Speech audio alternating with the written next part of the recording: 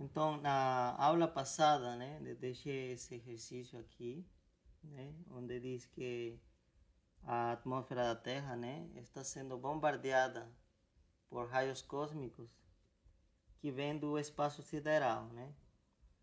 E esses raios cósmicos estão constituídos principalmente por prótons, né? E se a Terra não tivesse atmosfera, cada metro quadrado, né? Cada metro quadrado, né? Um metro quadrado receberia, né? 1500 prótons, né? Estariam caindo, incidindo sobre a superfície, né? Prótons. E mais, vamos colocar, né? Os prótons. Quanto? N seria 1500 prótons. Ok? E em cada metro quadrado, né? Mas você sabe que a superfície da Terra é bem maior, muito maior. Então, com certeza vai chegar mais que isso, que esse número, né? E isso seria por segundo ainda, né?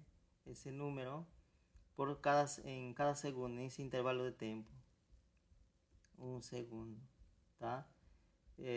Que significa que esse metro quadrado, em 2 segundos, vai receber 3.000 prótons, né?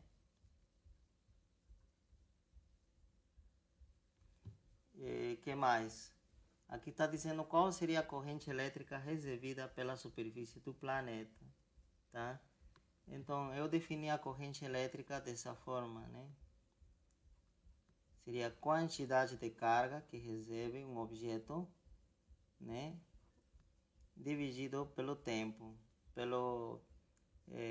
tempo que passa, né? Para que aconteça essa transferência de carga, né?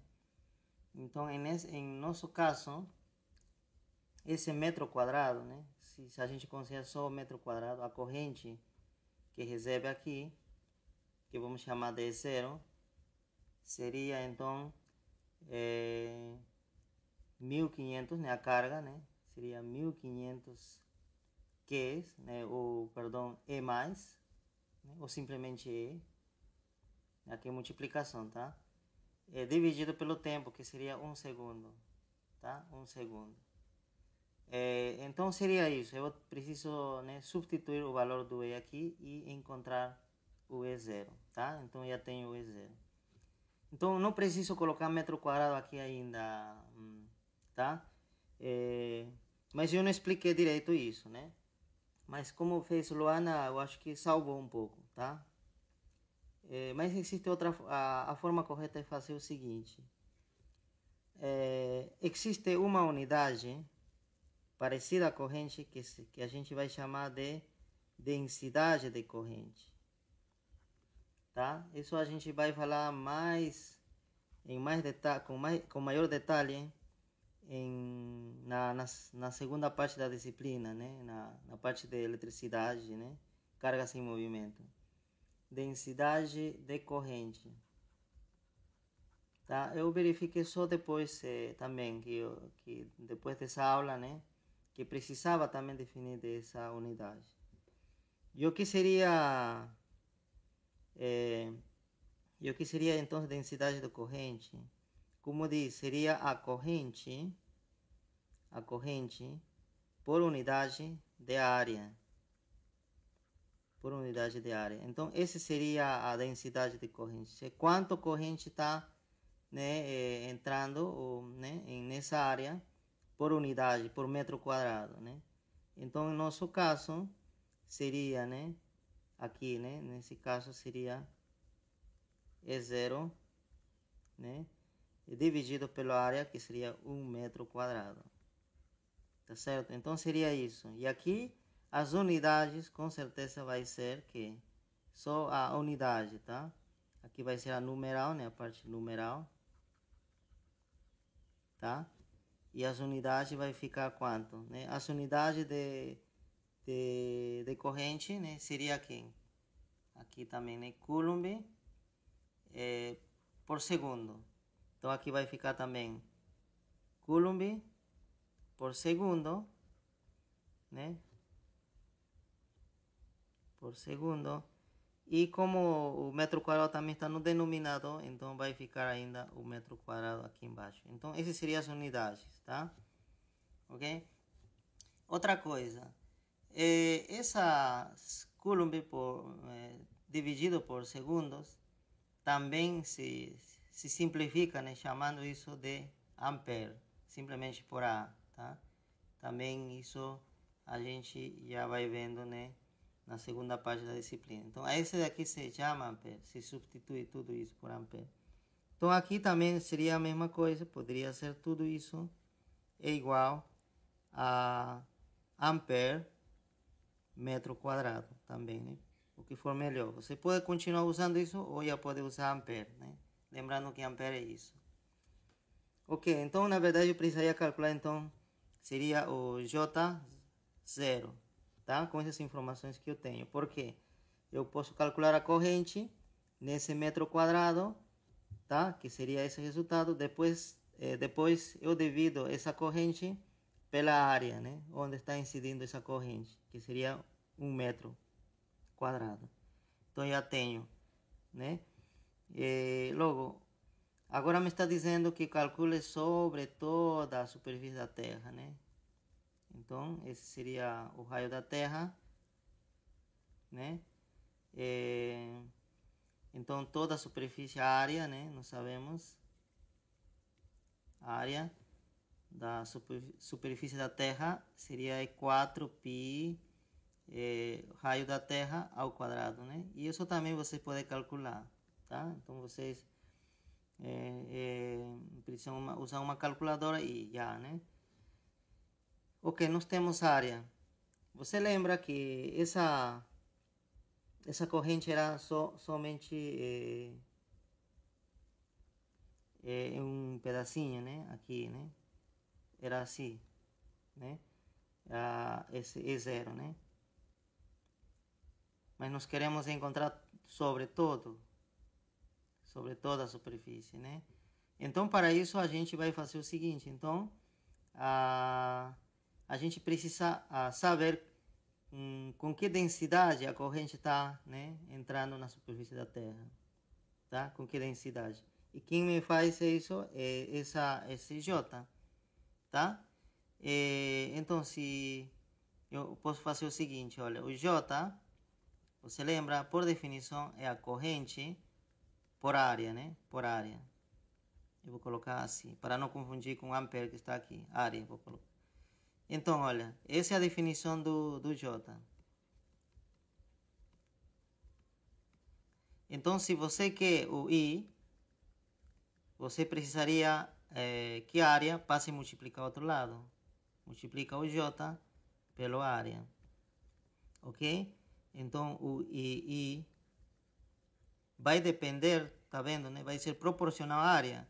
A maior área, maior I. Porém, o J, como é uma densidade, ele vai ser sempre constante sobre qualquer ponto da superfície da Terra, tá? O J vai ser constante. Porém, né, o I vai variar porque se você abarca mais superfície, então mais cargas vão cair sobre essa superfície, né? Tá? Mais prótons vão incidir. Então, por isso que a corrente se pode aumentar, dependendo da área. Então, olha, eu tenho J que calculei, nesse caso seria J0.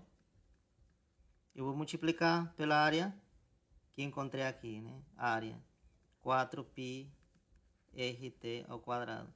Então, se você fizer isso, vai dar as unidades certas também no final.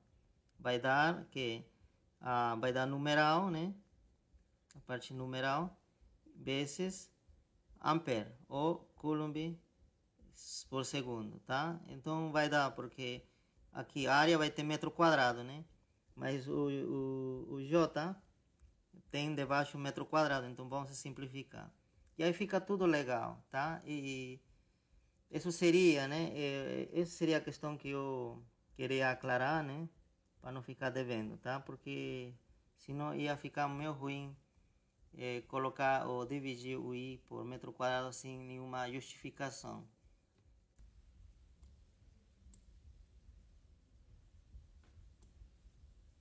Então, aqui temos o seguinte enunciado. Duas partículas da mesma carga são colocadas a essa distância, 3,2 vezes 10 a menos 3 metros de distância, né? Uma da outra e liberadas a partir do repouso. A aceleração inicial da primeira partícula é esse valor aqui, 7 metros por segundo ao quadrado. E da segunda é esse valor, 9 metros por segundo ao quadrado. Se a massa da primeira partícula é esse valor aqui, determine a massa da segunda partícula e B, o módulo da carga das partículas, tá? Então, nessa parte aqui, você vai precisar usar, como fala de aceleração, você vai precisar usar a segunda lei de Newton para relacionar com a força, né? A aceleração com a força e a massa, né? Você lembra que a segunda lei de Newton, né? Segunda lei de Newton me permite relacionar a aceleração com a força e a massa. É dizer, se eu souber dois deles, o terceiro eu posso encontrar. Se eu souber a força e a massa, eu posso saber a aceleração. Se eu souber a aceleração e força, eu posso saber a massa. Se eu souber aceleração e massa, eu posso encontrar a força, tá? Então basta isolar a partir daqui, né? Dependendo do caso. Ok, aqui diz, né? Duas partículas, já dá a carga das partículas, né? Eu acho que sim ou não, vamos ver. Perdão, né? Eu preciso verificar melhor o enunciado. Não dá as cargas. O que dá é a distância entre as cargas, né? Eu poderia até desenhar as cargas aqui. Q1 e outra carga por aqui, Q2, tá? E a distância entre elas é dada, né? Essa distância D é dada. Nesse caso, é 3,2 vezes a 10 a menos 3 metros, né? Ok. Elas são liberadas a partir do repouso, né? Estavam paradas inicialmente as partículas. A aceleração inicial está aqui. Inicial da primeira. Vamos dizer que essa é a primeira, né? A primeira. Primeira. E essa aqui seria a segunda, né? E, ok. Então, a aceleração que recebe a primeira, já está falando, né? A aceleração, em que direção será que se acelera? Na direção da força, né? Em que direção estaria a força? Se elas são sinais contrários, então será atrativa, seria assim, né? Agora, se for sinais iguais, seria repulsivo, então seria no sentido contrário, né? Mas vamos supor que sejam diferentes, né? Vamos supor só, não tem problema, tá? Então, a aceleração diz que do primeiro é 7 metros segundo ao quadrado. E da segunda, claro, né? Se ela está sendo atraída pela segunda carga, com certeza esse aqui também está sendo atraída, né, pela primeira carga. Com que aceleração? A aceleração, eu vou colocar também o índice para indicar que é a aceleração da segunda, e aqui seria então a aceleração da primeira. Aqui seria 9, né? 9 metros segundo ao quadrado. Ok, eu tenho essas acelerações, tá? E você pode se perguntar, mas por que as acelerações são iguais se nós falamos que as forças com que elas se puxam ou se repelem são iguais? Não é? As forças são diferentes das acelerações, né? Claro, né? A força provoca a aceleração. Porém, para para calcular a aceleração, eu preciso usar esta fórmula. Que significa, por mais que as forças sejam iguais, se eu dividir por massas diferentes, pode provocar acelerações diferentes, tá? Então, aqui, por essa razão, a aceleração é diferente, tá? Então, vamos imaginar que as forças são iguais, né? Nesse caso, tem que ser iguais, né? Tanto a força que recebe Q2 e a força que recebe Q1. Porém, as massas devem ser diferentes. Por que eu penso que deve ser diferente? Porque a aceleração foi diferente, tá? Então, a maior massa, a aceleração vai ser menor. Então, qual deles você acha que tem maior massa? O Q1, porque ele provocou uma aceleração menor, né? Porque você sabe, né, que um objeto com maior massa, né, é mais difícil acelerar ela, é mais difícil empurrar ela, né, mover ela. Por essa razão, né, ele se acelera menos. Agora esse aqui um pouco mais. Tudo certo. Então, olha, eu tenho aceleração. A força eu não conheço ainda. Mas da partícula 1, a massa da primeira partícula é conhecido, né? É 6,3 vezes a 10 menos 7 kg. Então, aí cai o que já falei antes. Conheço duas grandezas na segunda lei de Newton e a terceira é possível calcular. Conheço a aceleração 7, conheço a massa, esse valor aqui, então encontrar a força não é nenhum problema. Está resolvido, né? Você faça isso. Tá? Quem fizer primeiro já me apresenta essa parte. Tá? O segundo aluno poderia fazer aqui. Então, calcular a força, né, que recebe o Q2. Porque essa seria a força, vamos dizer, F1, que recebe isso daqui. E quanto seria isso, né? Claro, seria a mesma, não lembra, né? Nós falamos que a força com que interagem é a mesma. E então aqui já você vai conhecer a força 2 também. Se você determina aqui, e aqui já será conhecido, né, que vai ser igual a F1. Aqui então o que estaria faltando? Encontrar a massa. Tá? Massa. Então o segundo aluno poderia fazer isso. E com isso completamos, né, o A. E o B? Nós precisamos saber. Sim, o que precisamos é o módulo da carga das partículas, tá? É dizer isso, né? Quanto vale Q1 e quanto vale Q2. E como faço isso? Isso daí você já poderia resolver usando a lei de Coulomb. Porque a lei de Coulomb permite relacionar a força, né? Aqui vai uma constante, o módulo das cargas dividido pela distância ao quadrado, né? Você já vai conhecer a força, né? Vai determinar aqui. Distância é dado, tá certo? Então aqui está dizendo o módulo da carga. Então está pedindo que você determine isso daqui, tá? Então você pode isolar, né? E você vai descobrir.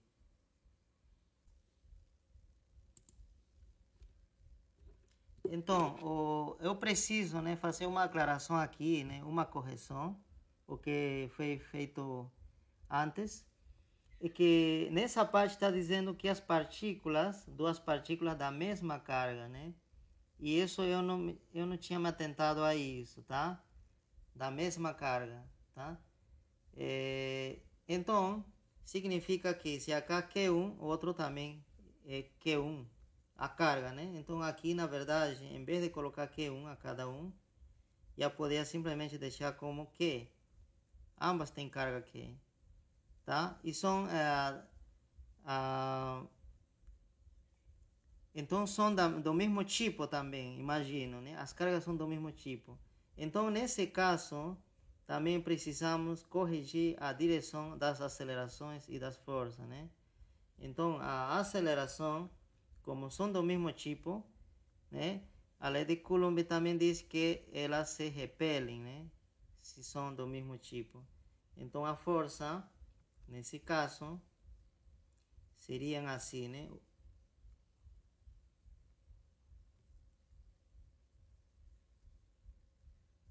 Tá? Então essa seria a força 1 e a força 2, tá?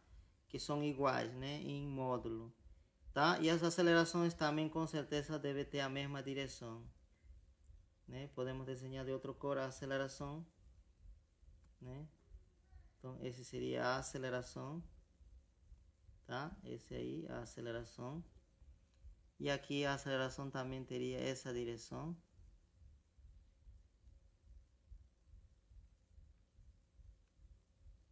Ok?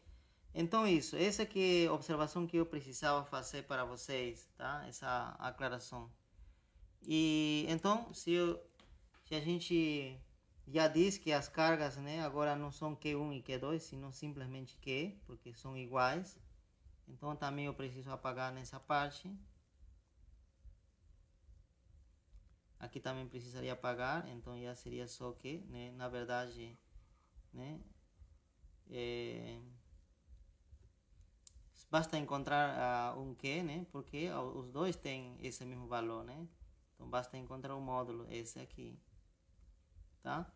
Então aqui também já vou trocar, né, então aqui seria já dessa forma.